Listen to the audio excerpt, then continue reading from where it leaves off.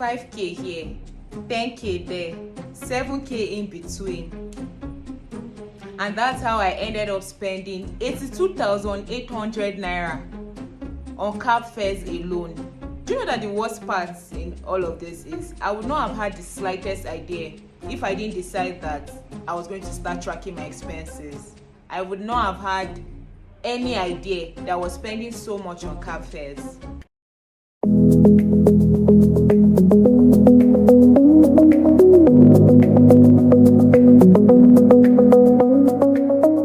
Hello guys, welcome back. My name is Margaret Oduwole, your friend in lifestyle and financial affairs. In today's video, we are going to be talking about expense tracking and how you can get started with tracking your own expenses. So sit tight and enjoy. I actually started my financial education journey last year, and it was also last year that I decided that it was time for me to take the bull by the horn. I decided that it was time for me to start tracking my expenses. Prior to that time, I used to be like a chronic borrower. Like, I was always borrowing. Like, thank God for family and even my friends sometimes, right? But to be fair, I always used to return the money. I always used to return their money, but it just felt off. I mean, I know that borrowing is not necessarily a bad thing in itself. Like, when you're borrowing for the right reasons. Like, some people actually borrow because they need that money to finance their businesses, blah blah blah. But for me, I was borrowing to finance my expenses, so it didn't make sense because there was no upside to it, right? So I just knew that I needed to do better. I have not completely stopped borrowing, right? I still do borrow from time to time, but it's a bad habit that I'm trying to drop completely.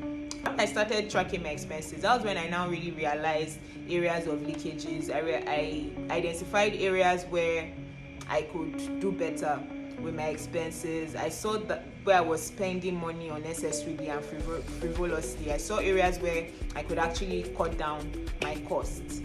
If you want to start tracking your expenses in 2026, one thing that is very important is you must start simple. You don't need anything that is convoluted. You don't need anything that is complicated. You don't need anything that is Byzantine. I actually learned that word when I was taking the GRE exam. So yeah, it sort of stuck with me and I like it. So sometimes I just like to, okay, let me be serious here. Back to the video. A good tool to use is your notes app on your phone, because your phone is already handy. You already make all these transactions through your phone. You already make all these payments through your phone. So what better tool to use to track your expenses other than your phone? It's handy. Just use the notes app on your phone. You don't need anything too serious or anything too complex. Just write what you spent on and how much you spent. And then you can also use Excel as well. I actually use both of them. So what I typically would do would be write down the expenses on my notes app and then transfer it to Excel later. The second thing is you must be willing to track every single expense, whether you think it's important or not, whether it's too small, it's insignificant, it's inconsequential or not. Please track it though, because you'll be surprised how 3,000 naira, 5,000 naira, 10,000 naira here and there, you'll be surprised how, over time they can actually add up and become really, really large amounts of money. So please just track everything. Track every single amount. And then next thing you also want to do is compartmentalize. I started compartmentalizing this year. So before, what I just used to do is write down the expense. But this year I took it a notch higher and I actually started compartmentalizing. So I know, okay, I'm spending 82,800 naira on cab fares. I know that I'm spending 50k or 60k on buying food. And really guys, it was actually when I started tracking these expenses, that's when I was able to cut down on my costs. Basically just finding a balance and then making sure that whatever you're spending is within the budgets that you've already apportioned for that month or that year or that quarter, or just whatever the case might be for you. And I know that there's nothing that I'm actually saying here that is really new, that is foreign, that some of us have not heard before. A lot of us have actually heard what I'm saying before. But the thing is, this thing can be really psychological. That's the truth of the matter. It can be really psychological. As a matter of fact, I was watching a video I think sometimes last week, where the guest that they had, brought on to the podcast, she said something which was very true. A lot of times we like to live in self-denial, right? We like to live in self-denial, especially if you think that you're somebody who is good with money, you feel like you're not a frivolous spender, blah blah blah.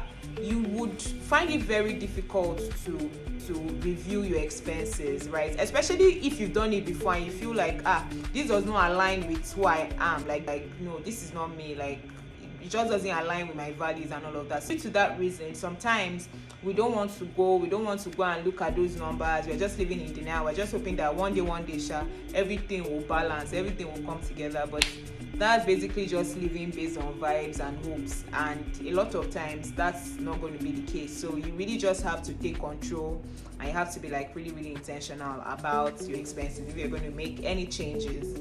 As of today, I've already spent 30,500 naira on transportation, and I have a budget of 50k this month. I'm like, this month of April, my budget for transportation is 50k. It must not go beyond that, because I'm trying to reduce it as much as I can, especially with this whole fuel scarcity problem. Like sometimes I really am just like,